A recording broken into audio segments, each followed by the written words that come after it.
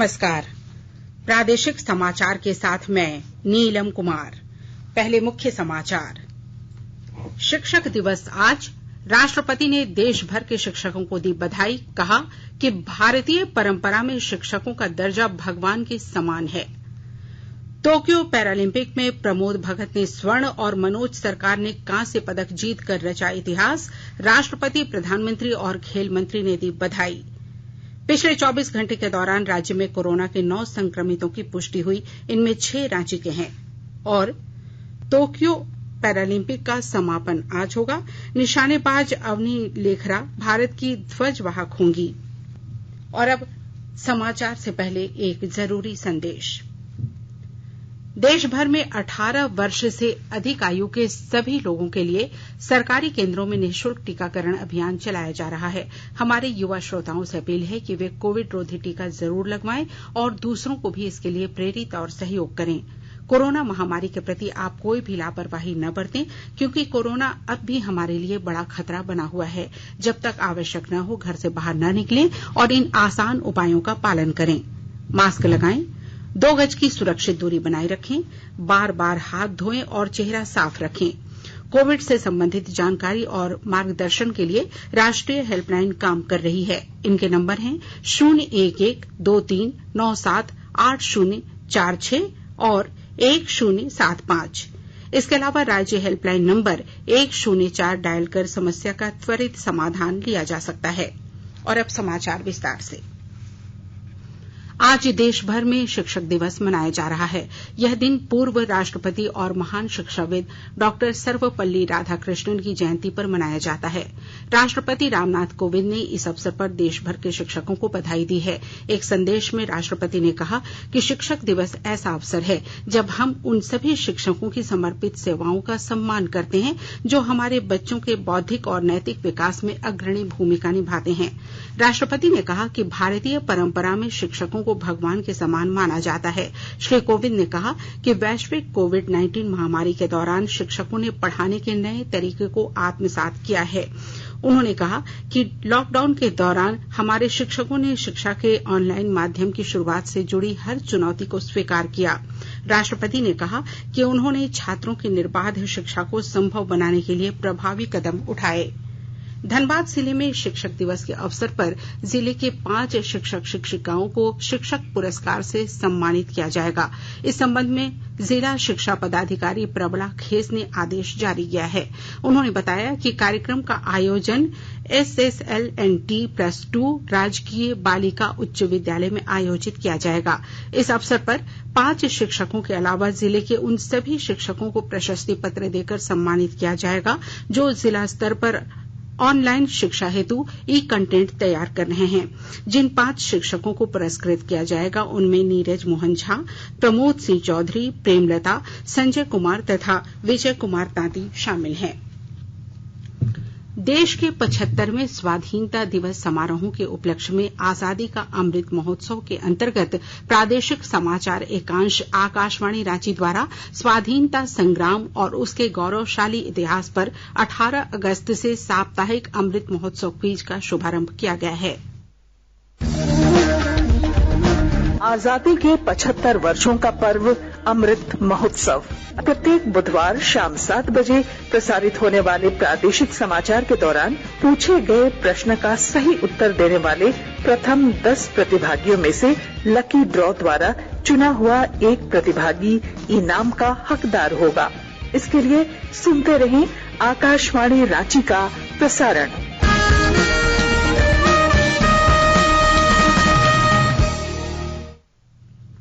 गोड्डा जिले में आजादी के अमृत महोत्सव के उपलक्ष्य में ग्रामीण विकास ट्रस्ट के सभागार में सेमिनार का आयोजन किया गया। विस्तृत ब्यौरा दे रहे हैं हमारे गोड्डा संवाददाता। महोत्सव के उपलक्ष्य में केंद्र सरकार के ग्रामीण विकास ट्रस्ट गोड्डा के सभागार में एक सेमिनार का ऑनलाइन आयोजन किया गया। किसानों के लिए खाद्य एवं पोषण विषय पर केंद्रीय कृषि मंत्री नरेंद्र सिंह तोमर का उद्बोधन भी किसानों को सुनाया गया। गोड्डा के वैज्ञानिक डॉक्टर रविशंकर ने किसानों से कहा कि भारतवर्ष का खाद्यान्न उत्पादन 302 मिलियन टन, दलहन 28 मिलियन टन और तिलहन 32 मिलियन टन है। फिर भी महिलाओं और बच्चों में कुपोषण की समस्या दिखाई पड़ती है। उन्होंने कहा कि इसके बचाव के लिए गोड्डा जिले में भी बायोफोर्टिफाइड प्रजातियों का चयन किया जा रहा है। इससे कुपोषण से छुटकारा मिलेगा। साथ ही धान की उन्नत खेती के लिए कम अवधि वाले प्रजातियों जैसे सहभागी, सबौर, अर्धजल आदि का उपयोग किसान भाई कर रहे हैं। इन प्रजातियों के उपयोग से फसल भी कम लागत में अच्छी होगी और अन्य फसलों के लिए भी समय बचेगा। आकाशवाणी समाचार के लिए गोड्डा से मैं रंजन कुमार। टोक्यो पैरालंपिक खेलों में कल भारत ने 2 स्वर्ण, 1 रजत और 1 कांस्य पदक जीतकर इतिहास रच दिया। बैडमिंटन में प्रमोद भगत ने स्वर्ण और मनोज सरकार ने कांस्य पदक जीता। निशानेबाजी के मिक्स्ड 50 मीटर पिस्टल स्पर्धा में मनीष नरवाल ने स्वर्ण और सिंहराज अदाना ने रजत पदक जीता। भारत ने 2 स्वर्ण, 1 रजत और 1 कांस्य पदक जीता।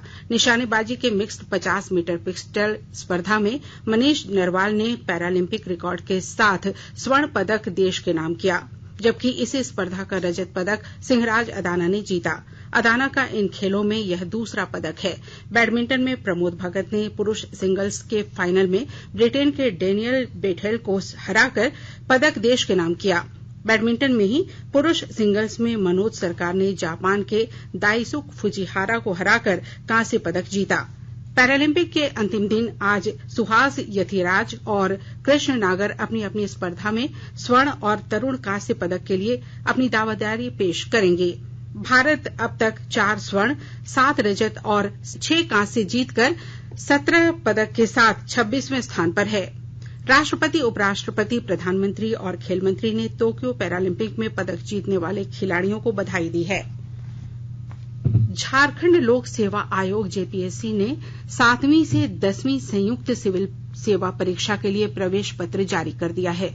उम्मीदवार अपना प्रवेश पत्र जेपीएससी की वेबसाइट से डाउनलोड कर सकते हैं। प्रवेश पत्र डाउनलोड करने के लिए उम्मीदवारों को अपना रजिस्ट्रेशन नंबर और जन्म तिथि देना होगा। आयोग ने 1.5 लाख से अधिक आवेदन अमान्य घोषित किए हैं, जिसकी सूची आयोग की वेबसाइट पर जारी कर दी गई है। जेपीएससी आगामी 19 सितंबर को संयुक्त सिविल सेवा परीक्षा राज्य के 24 जिलों में बनाए गए केंद्र में आयोजित करेगा।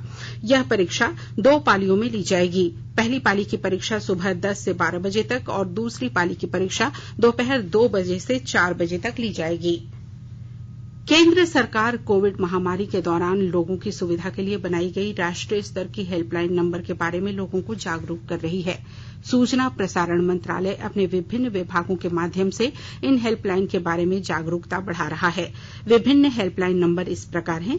कोविड संबंधी सवालों के जवाब देने के लिए स्वास्थ्य और परिवार कल्याण मंत्रालय की हेल्पलाइन है 1075। राज्य हेल्पलाइन नंबर है 104। महिला और बाल विकास मंत्रालय की चाइल्ड हेल्पलाइन है 1098। वरिष्ठ नागरिकों के लिए सामाजिक न्याय और अधिकारिता मंत्रालय की हेल्पलाइन है 14567। मनोवैज्ञानिक सहायता के लिए राष्ट्रीय मानसिक स्वास्थ्य और तंत्रिका विज्ञान संस्थान निम्हांस का नंबर है 0804 611007। आयुष कोविड परामर्श हेल्पलाइन नंबर है 14443 और MyGov WhatsApp help desk number है 9013151515। आकाशवाणी के ताजा तरीन समाचारों के लिए आप हमारी वेबसाइट newsonair.com पर लॉग ऑन कर सकते हैं। ताजा समाचार Twitter handle @AIR News Alerts और Facebook page all India radio news पर भी उपलब्ध है। आप प्रादेशिक समाचार एकांश के ट्विटर हैंडल @AIR News_Ranchi और फेसबुक, इंस्टाग्राम पेज तथा YouTube channel AIR News Ranchi पर भी हमारे बुलेटिन सुन सकते हैं। प्रादेशिक समाचार आप आकाशवाणी रांची से सुन रहे हैं और अब पेश है कोरोना से बचाव के कुछ संदेश।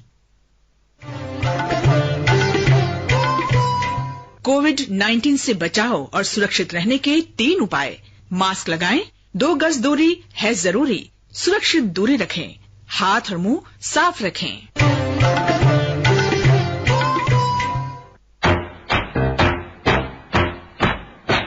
चलो मिलकर एक शुरुआत करें, चलो एक फैसला आज करें, मास्क नहीं तो टोकेंगे, कोरोना को रोकेंगे, चलो एक इरादा करते हैं, चलो कुछ वादा करते हैं, मास्क नहीं तो टोकेंगे, भारत सरकार द्वारा जनहित में जारी। राज्य के 4 जिलों में पिछले 24 घंटों के दौरान कोरोना के कुल 9 मामले सामने आए हैं। इनमें रांची के सबसे अधिक 6 संक्रमित हैं। वहीं पूर्वी सिंहभूम, साहिबगंज और हजारीबाग से एक संक्रमित मिले हैं, जबकि 7 मरीज स्वस्थ हुए हैं और धनबाद में 1 मरीज की मौत हो गई है। राज्य में फिलहाल सक्रिय मरीजों की संख्या 133 है। इधर राज्य में कोरोना टीकाकरण अभियान भी जोर शोर से चलाया जा रहा है।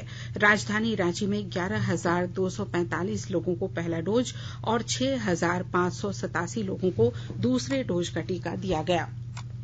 देश में कोविड-19 रोधी टीकाकरण 68 करोड़ के आंकड़े को पार कर गया है।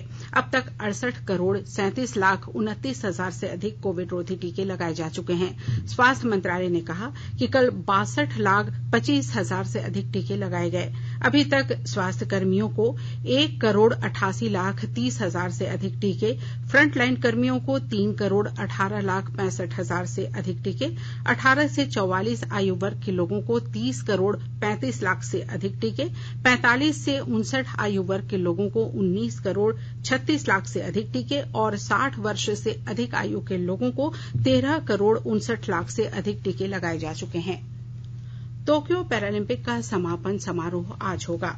निशानेबाज अवनी लेखरा भारत की ध्वजवाहक होंगी। अवनी पैरालंपिक खेलों में स्वर्ण पदक जीतने वाली पहली भारतीय महिला हैं। उन्होंने पैरालंपिक में 2 पदक हासिल किए हैं। 19 वर्षीय अवनी 10 मीटर एयर राइफल में स्वर्ण और 50 मीटर राइफल में कांस्य पदक हासिल कर तीसरे स्थान पर रहीं।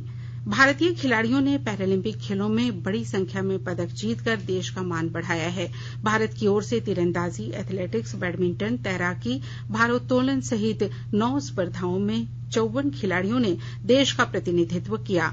अब तक भारत 4 स्वर्ण, 7 रजत और 6 कांस्य पदक हासिल कर कुल 17 पदक जीत चुका है। पदक तालिका में भारत 26वें स्थान पर है। इससे पहले कल प्रमोद भगत ने बैडमिंटन के पुरुष सिंगल्स मुकाबले में ऐतिहासिक जीत दर्ज की। मनोज सरकार ने रजत पदक जीता। टोक्यो पैरालंपिक में भारतीय बैडमिंटन खिलाड़ियों ने शानदार प्रदर्शन किया। पश्चिमी सिंहभूम जिला पुलिस ने प्रतिबंधित उग्रवादी संगठन पीएलएफआई के एरिया कमांडर और 2 लाख से अधिक के इनामी नक्सली सुजीत कुमार उर्फ साहू जी को आनंदपुर क्षेत्र से गिरफ्तार कर लिया है।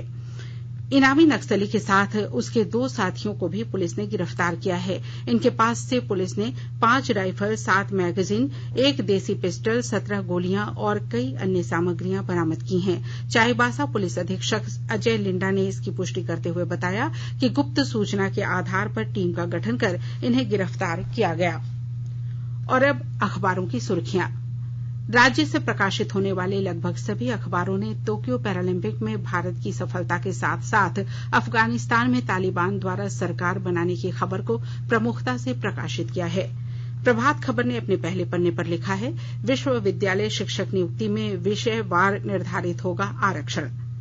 हिन्दुस्तान दैनिक ने अपने पहले पन्ने पर आईएसआई प्रमुख के अफगानिस्तान पहुंचने की खबर को सुर्खियां बनाते हुए लिखा है, आईएसआई प्रमुख तालिबान के मेहमान। दैनिक भास्कर ने अपने पहले पन्ने पर पैरालिम्पिक्स में भारत की उपलब्धियों पर लिखा है, पैरालिम्पिक्स में 2 गोल्ड समेत 4 मेडल और अब तक 17। दैनिक जागरण ने अपने पहले पन्ने पर विधानसभा में नमाज कक्ष पर घमासान शीर्षक खबर को प्रमुखता से छापा है। वहीं रांची एक्सप्रेस ने टोक्यो पैरालंपिक में खबर पर लिखा है, शटलर प्रमोद भगत को गोल्ड, मनोज सरकार को ब्रांज। टाइम्स ऑफ इंडिया ने भी आईएसआई चीफ के अफगानिस्तान पहुंचने की खबर को प्रमुखता से प्रकाशित किया है। और अब अंत में मुख्य समाचार एक बार फिर। शिक्षक दिवस आज, राष्ट्रपति ने देश भर के शिक्षकों को दी बधाई। कहा, भारतीय परंपरा में शिक्षकों का दर्जा भगवान के समान है। टोक्यो पैरालंपिक में प्रमोद भगत ने स्वर्ण और मनोज सरकार ने कांस्य पदक जीतकर रचा इतिहास। राष्ट्रपति, प्रधानमंत्री और खेल मंत्री ने दी बधाई। पिछले 24 घंटे के दौरान राज्य में कोरोना के 9 संक्रमितों की पुष्टि हुई। इनमें 6 रांची के हैं। और टोक्यो पैरालंपिक का समापन आज होगा। निशानेबाज अवनी लेखरा भारत की ध्वजवाहक होंगी। इसके साथ ही आकाशवाणी रांची से प्रादेशिक समाचार का ये बुलेटिन समाप्त हुआ। नमस्कार। घर में रहिए, सुरक्षित रहिए और सुनते रहिए आकाशवाणी।